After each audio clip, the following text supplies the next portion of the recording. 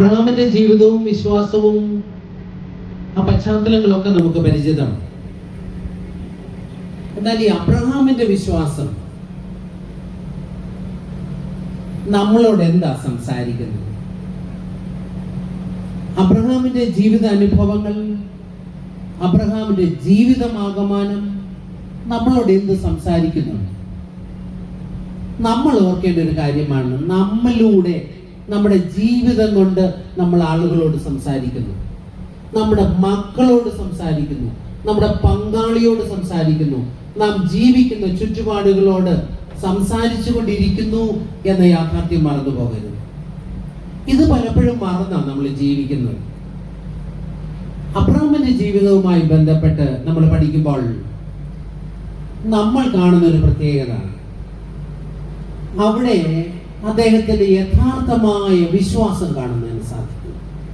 ആ വിശ്വാസമോ അടിയുറച്ച ഒരു വിശ്വാസമായിരുന്നു. നമ്മൾ പറയത്തില്ലേ ചിലപ്പോൾ ബ്ലൈൻഡ് ഫെയ്ത്ത് എന്ന്, കണ്ണുമടച്ച് വിശ്വസിക്കുന്നു.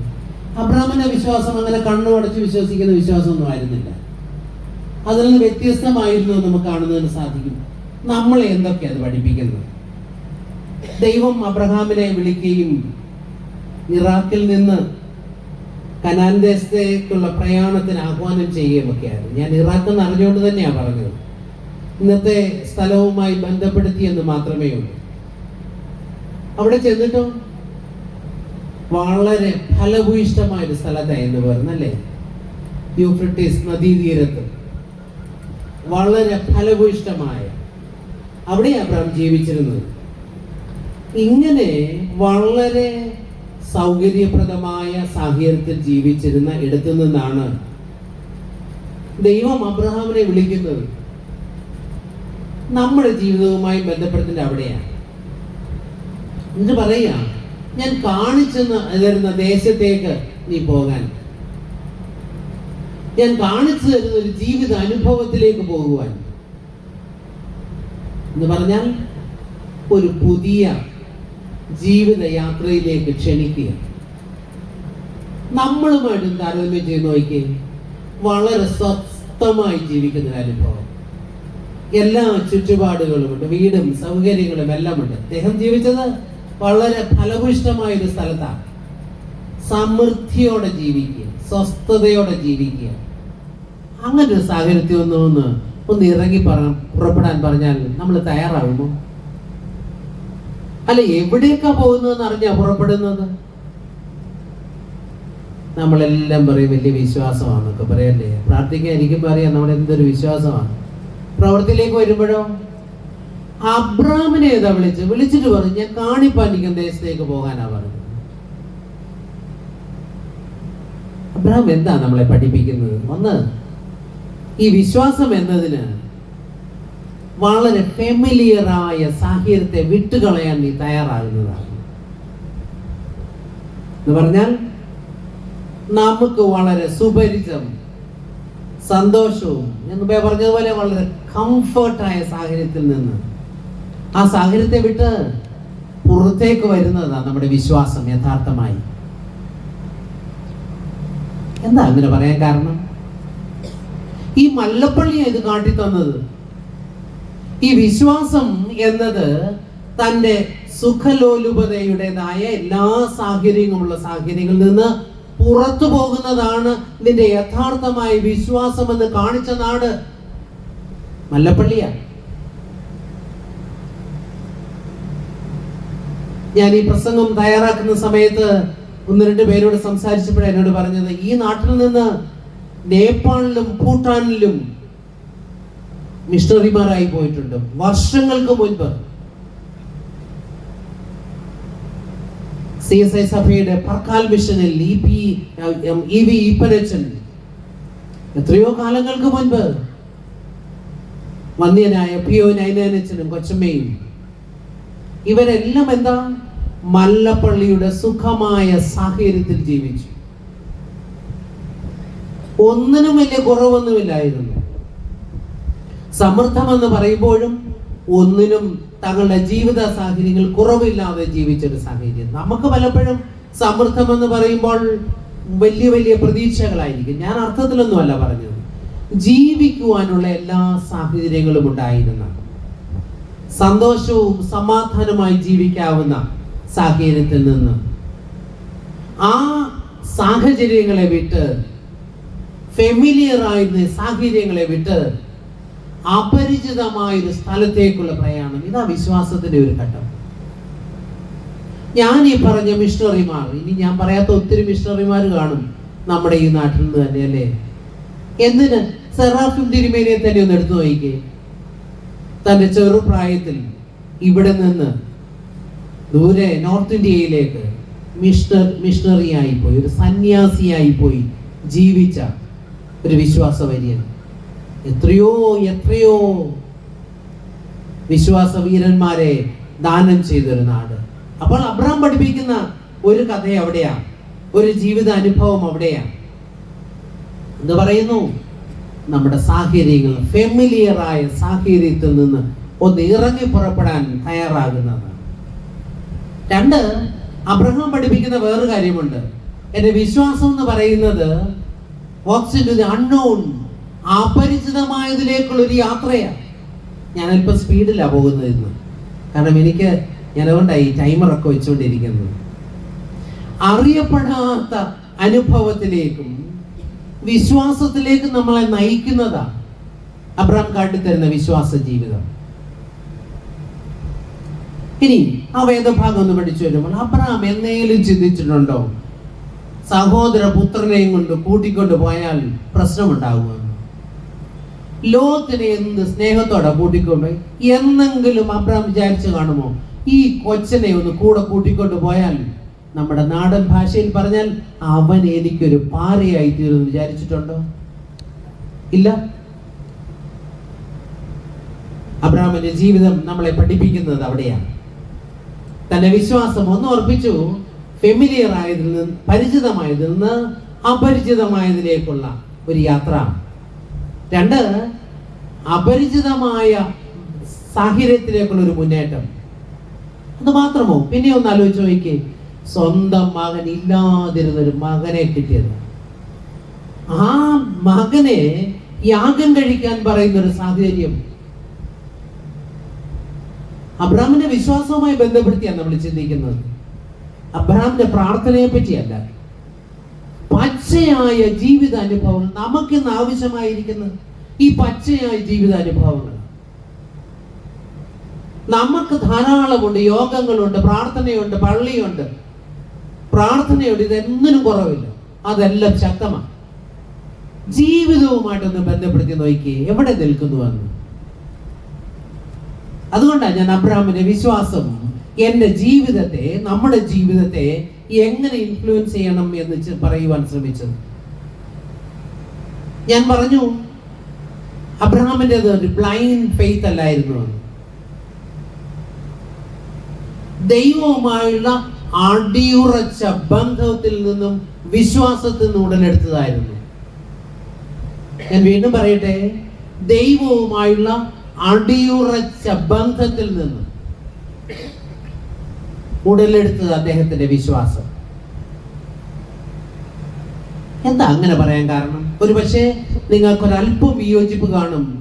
ബ്ലൈൻഡ് ഫെയ്ത്ത് അല്ലായിരുന്നു എന്ന് പറയാം. കണ്ണുമടച്ച് വിശ്വസിച്ച്, അല്ലെങ്കിൽ ബിഷപ്പ് എങ്ങനെ അബ്രഹാം ഇറങ്ങി പുറപ്പെടും, കാണാത്ത ദേശത്തേക്ക് എങ്ങനെ പോകാൻ പറഞ്ഞപ്പോൾ പോകും എന്നൊക്കെ ഓർക്കുമായിരിക്കും. ഞാൻ അവിടെയൊക്കെ പറയുന്നത് ആ ദൈവവുമായുള്ള അബ്രഹാമിന്റെ ഇഴയടുപ്പമുള്ള ബന്ധമായിരുന്നു തന്റെ വിശ്വാസത്തിന്റെ ആണിക്കല്ല്. 13-ാം അധ്യായം നമ്മൾ പഠിക്കുമ്പോൾ, ഉൽപ്പത്തി പുസ്തകം 13-ാം അധ്യായം, അവിടെ ഒരു വഴക്കുണ്ടാകുന്നുണ്ട്. ലോത്തും അബ്രഹാമിന്റെ ഇടയന്മാരും തമ്മിൽ ഒരു പിണക്കം. എന്തിനാ അവിടെ പിണക്കം? രണ്ടു കൂട്ടരെ ഇടയന്മാർ തമ്മിലാ പിണക്കം. സ്പർദ്ധയായി, വിദ്വേഷമായി. എന്തിനാ? നമുക്ക് പറയാൻ സാധിക്കും, സാമ്പത്തിക സ്വാധീനം കൊണ്ടുവരുന്ന വലിയൊരു വിനയാണ്. ഞാൻ അതിനെ അങ്ങനെയാ കാണുന്നത്. സമ്പത്ത് കൊണ്ട് തരുന്ന വലിയൊരു വിനയുണ്ട്. അവിടെ അബ്രഹാമിന്റെ പ്രതികരണം ഒന്ന് ശ്രദ്ധിച്ചു നോക്കിയേ. അത് പറയാനായിട്ടാണ് ഞാൻ ശ്രമിച്ചത്. ദൈവവുമായുള്ള വലിയ ഇഴയടുപ്പത്തിൽ നിന്നുള്ള ആ ബന്ധമാണ് തന്റെ വിശ്വാസം എന്ന് പറയുവാൻ, അതിനാണ് ഞാൻ ഈ ഉദാഹരണം എടുക്കുവാൻ ശ്രമിച്ചത്. 13-ാം അധ്യായം അവിടെ പറയുന്നത് എന്താ? ദേശമെല്ലാം നിന്റെ മുൻപാകെ ഇല്ലയോ? നീ ഇടത്തോട്ടെങ്കിൽ ഞാൻ വലത്തോട്ട് പോയിക്കൊള്ളാം, നീ വലത്തോട്ടെങ്കിലോ ഞാൻ ഇടത്തോട്ട് പോയിക്കൊള്ളാം. ആരാ പറയുന്നത്? അപ്പന്റെ സ്ഥാനത്ത് നിൽക്കുന്നവനാണ്. സഹോദരന്റെ മകനോട് പറയുക, എടാ കുഞ്ഞെ, നമ്മൾ എന്തിനാടാ വഴക്കുണ്ടാക്കുന്നത്? നിനക്ക് ഇഷ്ടമുള്ളത് എടുത്തു, നീ ഇടത്തോട്ടെങ്കിൽ ഞാൻ വലത്തോട്ട് എന്ന് പറയുന്നു. അഥവാ വേറെടുത്തത് പറഞ്ഞാൽ അബ്രഹാം പറയുന്ന ഒരു കാര്യമുണ്ട്. എന്റെ ജീവിതത്തിന്റെ അടിസ്ഥാനം എന്താണെന്നറിയാമോ? ദൈവബന്ധമാണ്. അതിലൂടെ ഉരുത്തിരിഞ്ഞു വരുന്ന വിശ്വാസമാണ്. അതാണ് എന്റെ ക്രൈസ്തവ മൂല്യം എന്ന് അബ്രഹാം പറയുക. നമുക്ക് പറയാൻ ഒക്കുന്നുണ്ടോ? ഞാൻ ഒത്തിരി സഹോദരങ്ങളുടെ 4 സെന്റിന്റെയും 3 സെന്റിന്റെയും വഴക്കിന് എൻ്റെ അടുക്ക വന്നിട്ടുണ്ട്. കറ തീർന്ന ക്രിസ്ത്യാനികൾ ഇല്ലേ? അപ്പൻ തന്നതിൽ 1 ഇഞ്ച് കുറഞ്ഞു പോയി, ഇല്ല ഇച്ചിരി കുഴപ്പമുള്ളടോ തന്നത്. ജീവിതകാലം മുഴുവൻ മിണ്ടാത്ത സഹോദരങ്ങളില്ലേ? എന്നിട്ടും വരും, നല്ല 2 കൈ നിന്റെ കുർബാനയും കൊള്ളും, ഞങ്ങൾക്ക് കൈസൂര്യം വാങ്ങിക്കും, 2 സ്തോത്രവും പറയും. എവിടെയാണ് നിന്റെ വിശ്വാസം? നിന്റെ ജീവിതവുമായി ബന്ധമില്ലാത്ത, പച്ചയായ ജീവിതവുമായി ബന്ധമില്ലാത്ത വിശ്വാസം. അബ്രഹാം നമ്മെ ഓർമ്മപ്പെടുത്തുന്നത് അവിടെയാണ്. വിട്ടുകൊടുക്കാൻ തയ്യാറാകുന്ന, വിട്ടുകൊടുക്കുവാൻ തയ്യാറാകുന്ന ഒരു അനുഭവം. അബ്രഹാം അവിടെ ഈ സമൃദ്ധിയോ ഫലഭൂഷ്ടമായുള്ള യോർദാൻ അരികെയുള്ള സ്ഥലമോ ഒന്നുമല്ല അവിടെ കാണുന്നത്. അബ്രഹാം പറഞ്ഞു, നിനക്ക് ഇഷ്ടമുള്ളതൊക്കെ എടുത്തോളാൻ. ലോത്ത് എന്ത് ചെയ്തു? ആ മനോഹരമായ പ്രദേശം മുഴുവൻ, യോർദാൻ അരികെയുള്ള പ്രദേശങ്ങളെല്ലാം എടുത്തു. സന്തോഷത്തോടുകൂടിയാണ് അബ്രഹാം അവിടെ നിന്ന് മാറി വേറെ സ്ഥലത്തേക്ക് പോകുന്നത്. സാധിക്കുമോ നമ്മുടെ വിശ്വാസം? ഇവിടെയാണ് ഞാൻ പറഞ്ഞത് അബ്രഹാമിന്റെ വിശ്വാസം ബ്ലൈൻഡ് ഫെയ്ത്ത് അല്ല എന്ന് പറഞ്ഞത്. ദൈവത്തിലുള്ള അടിയുറച്ച ഇഴയടുപ്പമുള്ള ബന്ധമാണ്. അവിടെ മാത്രമേ വിട്ടുകൊടുക്കാൻ തയ്യാറാകത്തുള്ളൂ. അവിടെ മാത്രമേ വഴക്കുണ്ടാക്കാതെ മാറി നിൽക്കാൻ സാധിക്കുകയുള്ളൂ. സാധിക്കുമോ? ഇനി ബാക്കിയൊന്നും ചിന്തിച്ചു നോക്കിക്കേ. എന്നിട്ട് എന്ത് സമ്പാദിച്ചു? ലോത്ത് സോദോമാക്കി. അബ്രഹാം ലഭിച്ചതോ കനാന്റെ അനുഭവമായി. ആരാ ഇതാക്കിയത്?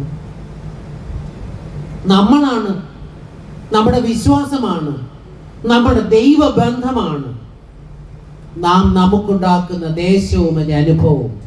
അല്പം കൂടെ തെളിച്ചു പറഞ്ഞാൽ, നിന്റെ ഭവനം സോദോമായെങ്കിൽ ആരാ ഉത്തരവാദി? നീ തന്നെയാണ്.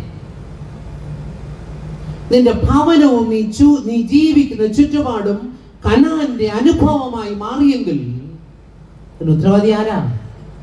നീ തന്നെയാണ്. കാരണം നിനക്ക് നിന്റെ ദൈവവുമായുള്ള ഇണപീരിയ ബന്ധം, അതല്ലേ നാം ഇവിടെ കാണുന്നത്. ഒന്ന് ആലോചിച്ച് നോക്കിക്കേ. നമ്മുടെ ജീവിതവുമായി ബന്ധപ്പെടുത്തി ഒന്ന് ചിന്തിച്ചു നോക്കിക്കേ. എവിടെയാ ഈ സോദോമും ഗൊമോറയുടെ അനുഭവമാണോ, കനാന്റെ അനുഭവമാണോ ഉള്ളത്? ആരാ ഇതിന് ഉത്തരവാദി? നമ്മുടെ ജീവിതത്തിന്റെ ഇന്നത്തെ സാഹചര്യത്തിന് അതിനെ ദൈവത്തെയാണോ വഴി? ഇടയ്ക്ക് പറയും, എനിക്ക് വരച്ചതൊക്കെ നടന്നേ ഒക്കല്ലേ അവസാനം.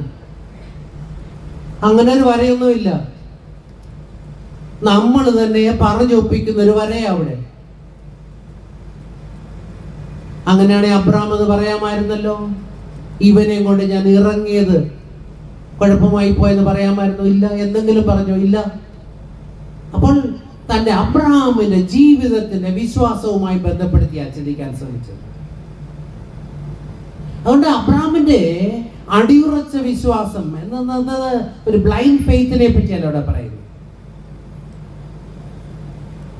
അബ്രഹാമിന്റെ വിശ്വാസത്തിന്റെ വളർച്ച എന്ന് പറയുന്നത് faith grows strong through challenges. പ്രതിസന്ധികളിലൂടെയാണ് അബ്രഹാമിന്റെ വിശ്വാസങ്ങൾ വളർന്നു വന്നത്. അല്ലേ? അദ്ദേഹത്തിന്റെ ചരിത്രം മുഴുവൻ എടുത്തു നോക്കിക്കേ. ജീവിതത്തിന്റെ വെല്ലുവിളികൾ വിശ്വാസത്തെ അരക്കെട്ടുറപ്പിച്ചു അബ്രഹാമിന്റെ ജീവിതത്തിൽ. പറയാൻ സാധിക്കില്ലേ? നമ്മുടെ ജീവിത അനുഭവത്തിൽ നേരിട്ട പ്രതിസന്ധികൾ, പ്രതികൂലതകൾ നിന്റെ വിശ്വാസത്തെ ഉറപ്പിച്ചു എന്ന് സാക്ഷ്യം പറയാൻ സാധിക്കത്തില്ലേ? ഇവിടെ ഇരിക്കും നമുക്ക്. അബ്രഹാം കാട്ടിത്തരുന്ന ജീവിത അനുഭവം അവിടെയാ. ആ ഒരു വലിയ ജീവിതത്തിന്റെ അനുഭവമാണ്. 13-ാം അധ്യായത്തിന്റെ 6-ാം വാക്യത്തിലാണ് പറയുന്നത്, സമ്പത്ത് വളരെ ഉണ്ടായിരുന്നത് കൊണ്ട് അവർക്ക് ഒന്നിച്ചു പാർപ്പാൻ കഴിഞ്ഞില്ല. വെല്ലുവിളികളുടെ കാര്യം പറഞ്ഞു വരുമ്പോഴാ പറയുന്നത്. 12-ാം അധ്യായത്തിലേക്ക് വരുമ്പോൾ, അതിന്റെ 10-ാം വാക്യം വരുമ്പോൾ, ദേശത്ത് വലിയ ക്ഷാമമുണ്ടായി, പ്രതികൂലതകളായി. 10-ാം വാക്യം, ദേശത്ത് ക്ഷാമമുണ്ടായി, ദേശത്ത് ക്ഷാമം കഠിനമായി തീർന്നത് കൊണ്ട് അബ്രഹാം മിസ്രയീമിൽ നിന്ന് ചെന്ന് പാർപ്പാൻ അവിടെ പോയി എന്നൊക്കെ പറഞ്ഞു വരുന്നു. ജീവിതത്തിലുണ്ടാകുന്ന പ്രതിസന്ധികൾ, ക്ഷാമം. രണ്ടാമത് ഞാൻ പറഞ്ഞത് കുടുംബത്തിലെ സംഘർഷങ്ങൾ, കുടുംബ പ്രതിസന്ധികൾ. എന്നും കുടുംബജീവിതം സ്മൂത്ത് ആകണമെന്നുമില്ല. ആശയപൊരുത്തക്കേടുകൾ ഉണ്ടാകാം. മക്കളുടെ ഭാഗത്തു നിന്നാകാം പ്രയാസങ്ങൾ ഉണ്ടാകുന്നത്. എങ്ങനെ അവയെ നമുക്ക് നേരിടുവാൻ സാധിക്കുന്നു? ദൈവവുമായി ചേർന്ന് ദൈവിക ബന്ധത്തിൽ എങ്ങനെ അവയെ നേരിടാൻ നമുക്ക് സാധിക്കുന്നു? പിന്നീട് വരുമ്പോൾ യുദ്ധത്തിന്റെ പ്രതിസന്ധി കാണാം. ഇല്ലേ? എന്താ യുദ്ധത്തിന് പ്രതിസന്ധികളൊക്കെ ഉണ്ടാകുന്നത്? 22-ാം അധ്യായത്തിലേക്ക് വരുമ്പോൾ സ്വന്തം മകനെ യാഗം കഴിക്കാൻ നിർദ്ദേശിക്കുന്ന അനുഭവങ്ങൾ എല്ലാം ചലഞ്ചസ് ആയിരുന്നു. തന്റെ ജീവിതത്തിൽ വെല്ലുവിളികളായിരുന്നു. ആ വെല്ലുവിളികളാണ് അബ്രഹാമിന്റെ വിശ്വാസത്തെ ഷാർപ്പൻ ചെയ്തത്, ശക്തീകരിച്ചത്, മൂർച്ചയുള്ളതാക്കിയത്, ശക്തമാക്കിയത്.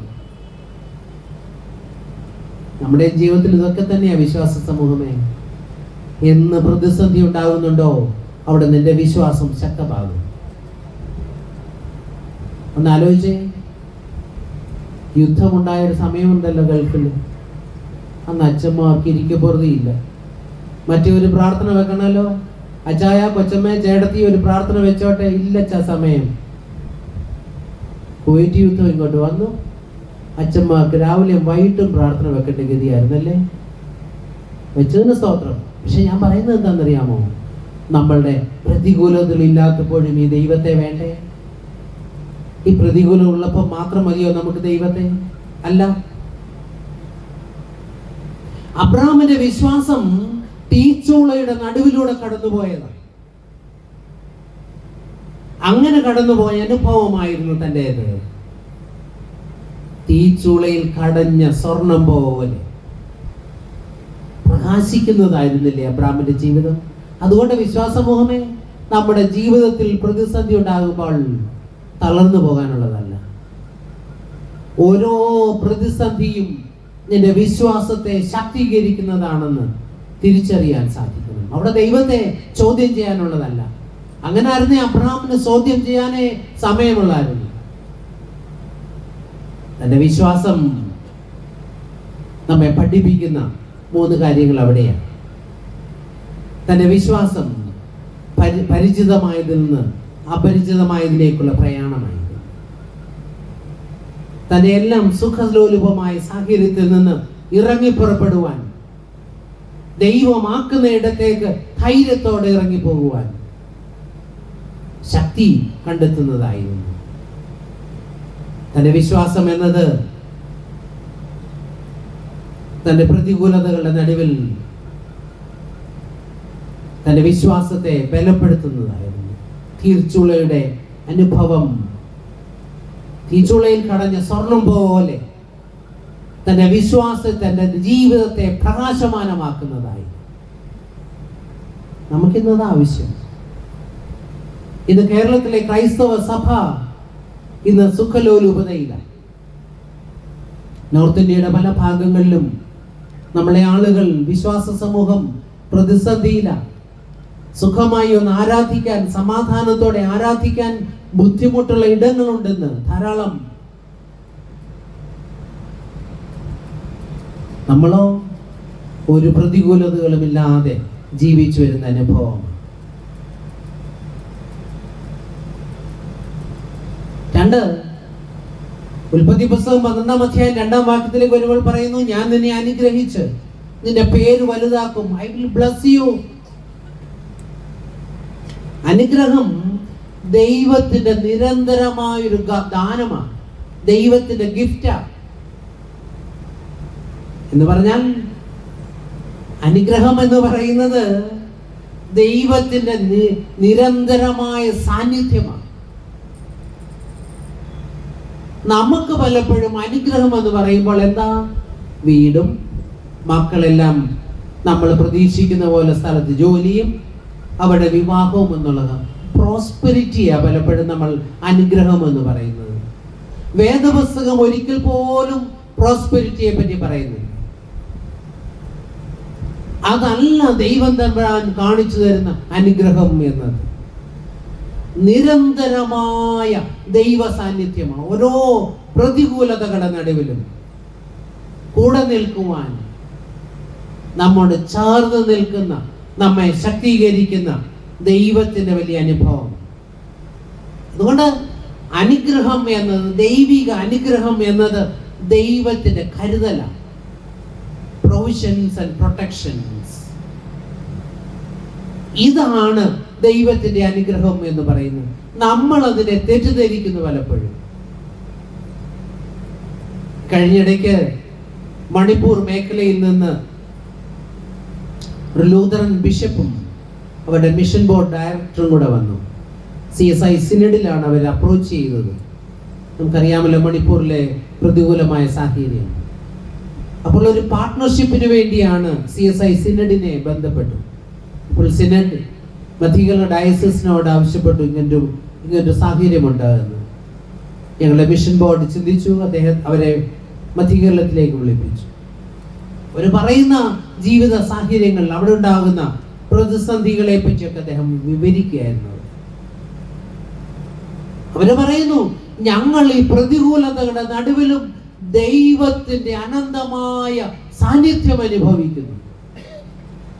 ഞങ്ങളുടെ മിഷൻ ഡയറക്ടറും ഈ ബോർഡിലെ 4 പേരും കൂടെ പോയി. അവര് പറഞ്ഞു, ബിഷപ്പ്, മണിക്കൂറുകളോളം യാത്ര ചെയ്ത് ഞങ്ങൾ ജീപ്പിൽ, താഴേക്ക് നോക്കിയാൽ അഗാധമായ കുഴിയ, അങ്ങനെയുള്ള ഇടങ്ങളിലൂടെയാണ് ഞങ്ങൾ യാത്ര ചെയ്തു പോയത്.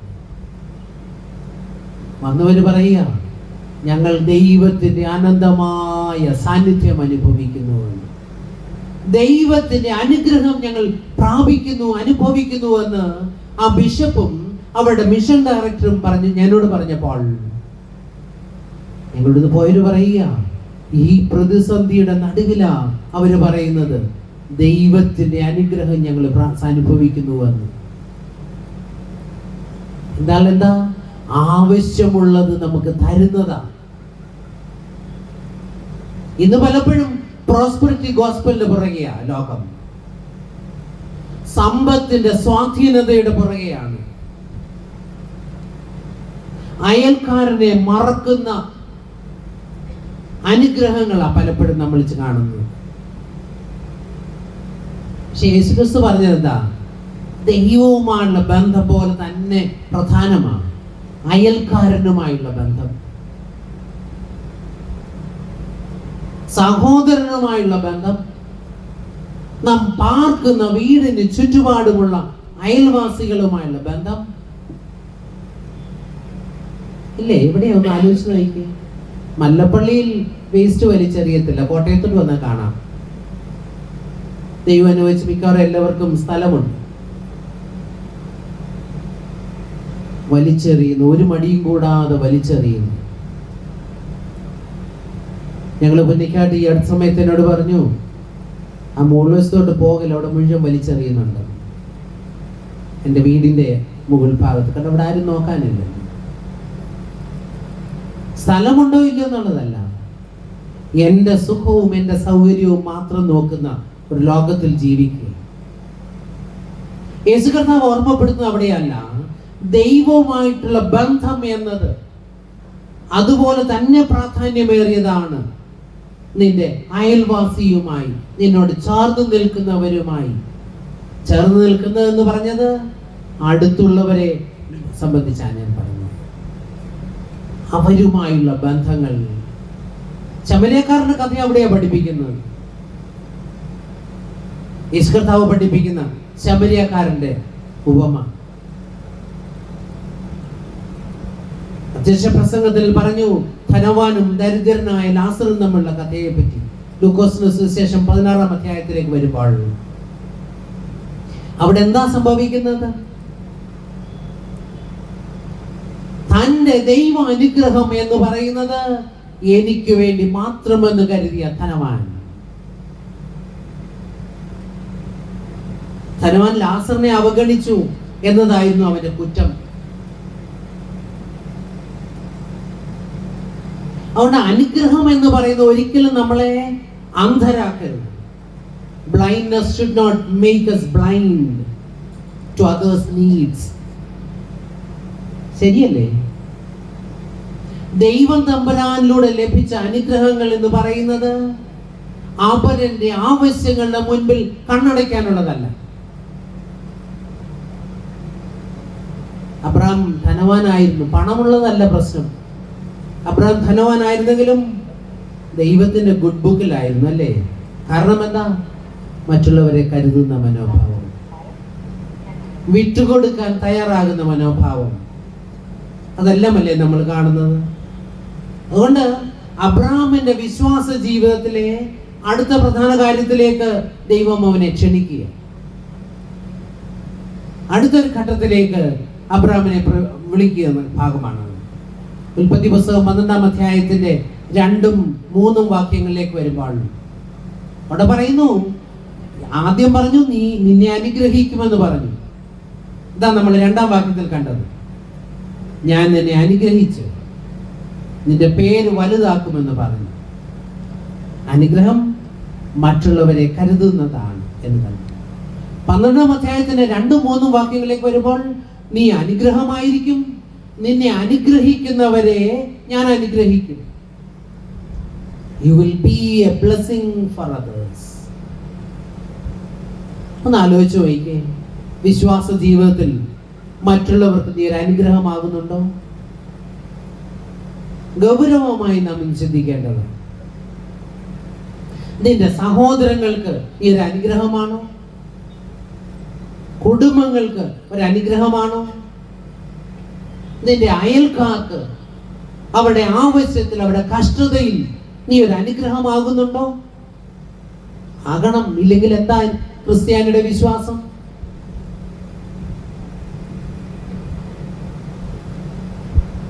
ഞങ്ങളുടെ വിമൻസ് ഫെലോഷിപ്പ്, ഭർത്തമാ സഭയുടെ സേവിക സംഘം പോലെ കഴിഞ്ഞ 4 വർഷം മുമ്പ് ഞങ്ങളൊരു പ്രോജക്റ്റ് വിമൻസ് ഫെലോഷിപ്പ് പ്രസിഡന്റും വിമൻസ് ഫെലോഷിപ്പും കൂടെ ചേർന്ന് ആരംഭിച്ചു. ചെറുതായിട്ട് തുടങ്ങിയതാണ്.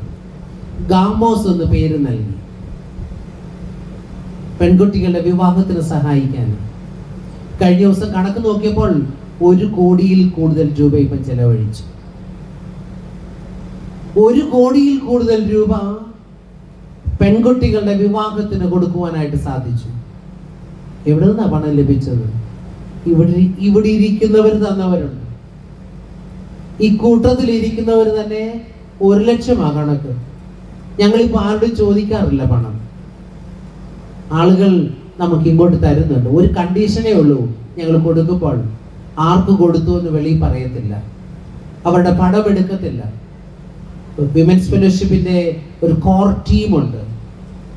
അവർക്ക് കിട്ടുന്ന ആപ്ലിക്കേഷൻ അവർ വിലയിരുത്തി ഒരു 3 ടയർ ഇവാലുവേഷൻ നടത്തിയിട്ട് അതിന്റെ യഥാർത്ഥമായി ലഭിക്കേണ്ട ആളുടെ പണം കൊടുക്കും. ആ ഇടവകയിലെ അച്ഛൻ്റെ കയ്യിൽ പണം കൊടുക്കും. ആ പെൺകുട്ടിയുടെ പേരിലാ ചെക്ക് കൊടുക്കുന്നതിന് തന്നെയും. കാരണം ഞങ്ങളുടെ പോലും പടം അതിൻ്റെ അകത്ത് വരരുത്. കാരണം എന്താ പറയുന്നത്, ആ പെൺകുട്ടിക്കും ആ കുടുംബത്തിനും ഒരു ഐഡന്റിറ്റി ഉണ്ട്, സ്വത്വമുണ്ട്, അതിനെ അംഗീകരിക്കണം. അതുപോലെ മഹായിടവകയിൽ കഴിഞ്ഞ 5 വർഷമായി പണിത് കൊടുക്കുന്ന ഒരു വീടിനും സ്ലാബ് വെക്കാൻ സമ്മതിക്കത്തില്ല, അതിലൊന്നും എഴുതാൻ സമ്മതിക്കത്തില്ല. ഇനി 5 വർഷത്തേക്ക് ഞാൻ ഒരു സ്ഥലത്ത് പോയപ്പോൾ, അത് മഹായിടവ പണിത് കൊടുത്തതല്ല, ഒരു വീടിന് മാത്രമേ അവിടെ സ്ലാബ് വെച്ച് കണ്ടുള്ളൂ. അത് കഴിഞ്ഞ് ഞാൻ പറയുകയും ചെയ്തത് അത് വളരെ തെറ്റായിപ്പോയി എന്ന്. നമ്മൾ പറയുന്നത് എന്താ, നമ്മളുടെ നല്ല ദൈവം തന്ന സമ്പത്തിൽ നിന്ന് പലരിലൂടെ ഒരു വ്യക്തിക്ക് ചെയ്തു കൊടുക്കുമ്പോൾ ആ വ്യക്തിയുടെ സ്വത്വത്തെ അംഗീകരിക്കുക. ആ വ്യക്തിക്കും ഒരു ഐഡന്റിറ്റി ഉണ്ട്, അവന് പണത്തിന് മാത്രമേ ഉള്ളൂ കുറവ്. നീ മറ്റുള്ളവർക്ക് ഒരു അനുഗ്രഹമായി മാറണം. നമുക്ക് സാധിക്കണ്ടേ? ചങ്ങനാശ്ശേരി ചന്തയിൽ അടിമകളെ വാങ്ങുകയും വിൽക്കുകയും ചെയ്യുന്ന കാലത്താണ് ജോർജ് മാത്തനച്ചൻ മല്ലപ്പള്ളിയിൽ പ്രവർത്തനം ആരംഭിക്കുന്നത്. ദുഷ്കരമായ കാലഘട്ടം, എതിർപ്പുകളും പ്രതിസന്ധികളും ഒക്കെ നേരിട്ട കാലഘട്ടം. പക്ഷേ മറ്റുള്ളവർക്ക് ഒരു അനുഗ്രഹമായി തീരുവാൻ മുഖാന്തരമായില്ലേ ജോർജ് മാത്തനച്ചൻ? ഹാബേൽ എന്ന് പറയുന്ന വ്യക്തിയുടെ ജ്ഞാനസ്നാനം ഇന്നും ഓർക്കുന്നതല്ലേ? അപാർശ്വവൽക്കരിക്കപ്പെട്ട വ്യക്തി സ്നാനപ്പെട്ട സഭയോട് ചേർക്കപ്പെട്ട അനുഭവം ഒത്തിരി തിക്താനുഭവങ്ങളായിരുന്നു. പക്ഷേ നിന്നെ അനുഗ്രഹിക്കുന്നവരെ, നീ അനുഗ്രഹിക്കുന്നവരെ ഞാനും അനുഗ്രഹിക്കും. നീ മറ്റുള്ളവർക്ക് ഒരു അനുഗ്രഹമായി തീരും. അനുഗ്രഹമായി തീരുവാൻ നമുക്ക് സാധിക്കുന്നുണ്ടോ? 14-ാം അധ്യായത്തിലേക്ക് വരുമ്പോൾ അതിന്റെ 1 മുതൽ 14 വരെയുള്ള വാക്യം ഒന്ന് ഗൗരവമായി ചിന്തിക്കേണ്ട ആ ഭാഗം എന്താണെന്നറിയാമോ? ലോത്ത് ഒരു പ്രശ്നത്തിലാകപ്പെട്ടു.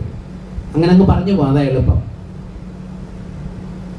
ലോത്തിനെയും അവന്റെ സമ്പത്തുമെല്ലാം സോദോമിലെ രാജാവ് കൊണ്ടുപോയി. 14-ാം അധ്യായം വളരെ മുഴുവൻ ഒന്ന് വായിച്ചു നോക്കണം. സമയപരിമിതി കൊണ്ട് ഞാൻ അങ്ങനെ ഓടിപ്പോകുക. 14-ാം വാക്യത്തിൽ തന്റെ സഹോദരനെ ബദ്ധനാക്കി കൊണ്ടുപോയി എന്ന് അബ്രഹാം കേട്ടപ്പോൾ അവർ തന്റെ വീട്ടിൽ ജനിച്ചവരും അഭ്യാസികളുമായ 318 പേരെ കൂട്ടിക്കൊണ്ട് ദാൻ വരെ പിന്തുടർന്നു എന്ന് പറയുന്നു. നമ്മൾ ആരുടെ എന്ത് ചെയ്തേനെ? അവനൊന്ന് അനുഭവിക്കട്ടെ എന്ന് പറയും, അത്രയല്ല ഉള്ളൂ. കാരണം ഞാൻ അവനെ കൂട്ടിക്കൊണ്ടുവന്ന് ഇത്രയൊക്കെ ആക്കിയിട്ടും അവൻ എന്നോട് ചെയ്ത് ഇതായതുകൊണ്ട് അവൻ അനുഭവിക്കണം. അവിടെ അബ്രഹാമിന്റെ വിശ്വാസം. അബ്രഹാം എന്താ ചെയ്യുന്നത്? എന്റെ സഹോദരപുത്രൻ പ്രതിസന്ധിയിലായെന്ന് കണ്ടപ്പോൾ ഓടിപ്പോകുന്ന, അവന് വേണ്ടി യുദ്ധം ചെയ്യുന്ന, അവനെ വീണ്ടെടുക്കുന്ന, അവനെയും അവന് നഷ്ടപ്പെട്ട സർവത്തിനെയും വീണ്ടെടുക്കുന്ന അനുഭവം. ഉടനെ സഹായിപ്പാൻ പുറപ്പെട്ട് ജയാളിയായി തിരിച്ചു വരും. 14-ാം അധ്യായത്തിന്റെ 22-ാം വാക്യം, സമയമില്ലാത്തതുകൊണ്ട് അങ്ങനെ അങ്ങ് പറഞ്ഞു പോവുക. എന്നിട്ട് അബ്രഹാമിനോട് പറയുന്നുണ്ട്, സാധനങ്ങളൊക്കെ എടുക്കുന്നതിനെ പറ്റിയൊക്കെ രാജാവ് പറയുക, ഞാനൊരു ചരടാകട്ടെ, ചെരുപ്പുവാറാകട്ടെ, നിനക്കുള്ളതിൽ ഞാൻ യാതൊന്നുമാകട്ടെ എടുക്കുകയില്ല. ഈ മനോഭാവം എവിടെ നിന്നാണ് ഉണ്ടാകുന്നത്?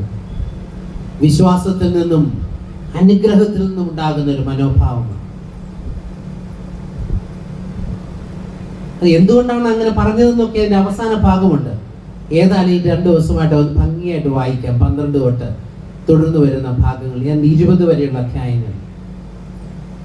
അപ്പൊ 14-ാം അധ്യായത്തിന്റെ അവസാന ഭാഗത്ത് പറയുന്നുണ്ട് എന്തുകൊണ്ട് ഞാൻ അത് എടുക്കില്ല എന്നും. എല്ലാവരോടും നീതിയോടും ന്യായത്തോടും ബഹുമാനത്തോടും ഇടപെടുവാൻ നമ്മളെ ആഹ്വാനം ചെയ്യുക. You become a blessing for others. നിനക്ക് ലഭിക്കുന്ന ദൈവിക അനുഗ്രഹം, നിന്നോട് ചേർന്നുള്ള ദൈവിക സാമീപ്യം, ദൈവിക സാന്നിധ്യം മറ്റുള്ളവന്റെ ആവശ്യങ്ങളിൽ കരുതുവാൻ, അവനൊരു അനുഗ്രഹമായി തീരുവാൻ എന്നെയും നിന്നെയും ആക്കി വെച്ചിരിക്കുക. നീ ഒരു അനുഗ്രഹമായി മാറണം, ശാപത്തിന് പകരം. അവിടെയാണ് നമ്മുടെ ക്രിസ്ത്യൻ വിറ്റ്നസ് ഉണ്ടാകേണ്ടത്. അബ്രഹാമിന്റെ വിശ്വാസം കാണിച്ചു തരുന്ന അവിടെയാണ്.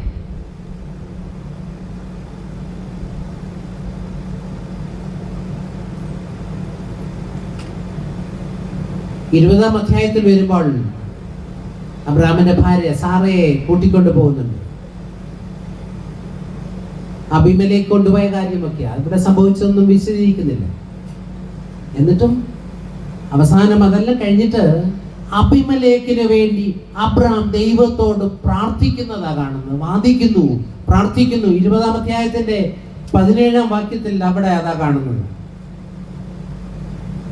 അബ്രഹാം ദൈവത്തോട് അപേക്ഷിച്ചു. അപ്പോൾ ദൈവം അബീമേലെക്കിനെയും അവന്റെ ഭാര്യയെയും അവന്റെ ദാസിമാരെയും സൗഖ്യമാക്കി. സമയപരിമിതി കൊണ്ട് ഓടുക. ഞാൻ നമ്മളെ ഓർമ്മിപ്പിക്കുന്നത് അവിടെയാണ്.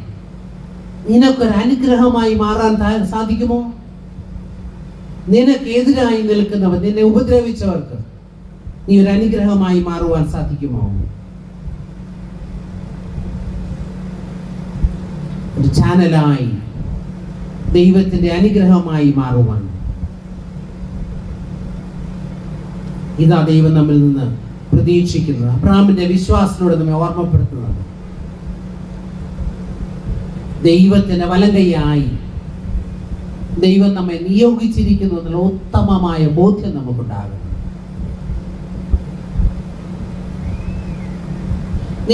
നിന്റെ ജീവിതം ദൈവ നിയോഗമാണെന്നുള്ള ചിന്ത, അതിൽ നിന്നുടലെടുക്കുന്ന ഒരു വിശ്വാസം നിനക്കുണ്ടാവേണ്ടതല്ലേ? അത് അബ്രഹാം കാട്ടിത്തരുന്നത് തന്റെ ജീവിതത്തിലൂടെ. 12-ാം അധ്യായത്തിന്റെ 7-ാം വാക്യത്തിലേക്ക് വരുമ്പോൾ 12-ാം അധ്യായത്തിന്റെ 7-ാം വാക്യം, യഹോവ അബ്രഹാമിന് പ്രത്യക്ഷനായി. തനിക്ക് പ്രത്യക്ഷനായ യഹോവയ്ക്ക് അവനൊരു യാഗപീഠം പണിതു.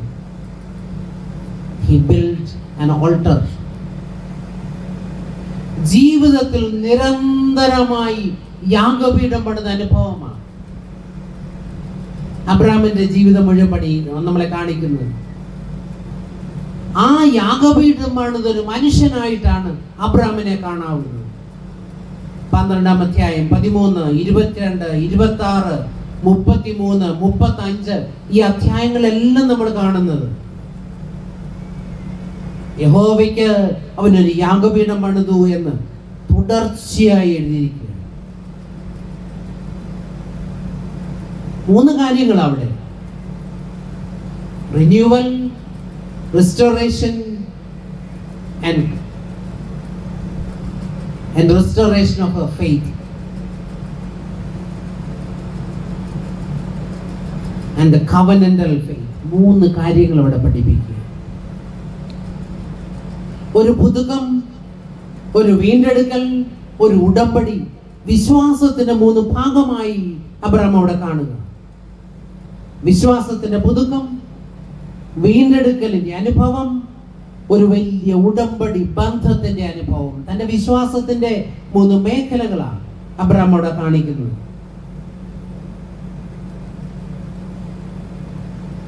ഈ യാഗപീഠങ്ങൾ ഓരോന്നും പണിയുന്നത് തന്റെ വിശ്വാസത്തിന്റെ പുതുക്കത്തെ കാണിക്കുക. ആ വിശ്വാസത്തിന്റെ പുതുക്കത്തെ കാണിക്കുക മാത്രമല്ല, ഈ വിശ്വാസം തലമുറകളിലേക്ക് കൈമാറപ്പെടുന്നതാണ്. നമ്മുടെ ആത്മീക വളർച്ചയും ഉയർച്ചയും തലമുറകളിലേക്ക് കൈമാറപ്പെടേണ്ടതാണ് എന്ന് നമ്മളെ ഓർമ്മപ്പെടുത്തുക അബ്രഹാം. മോശ തന്റെ ജീവിതത്തിൽ ചെയ്തതാണ്.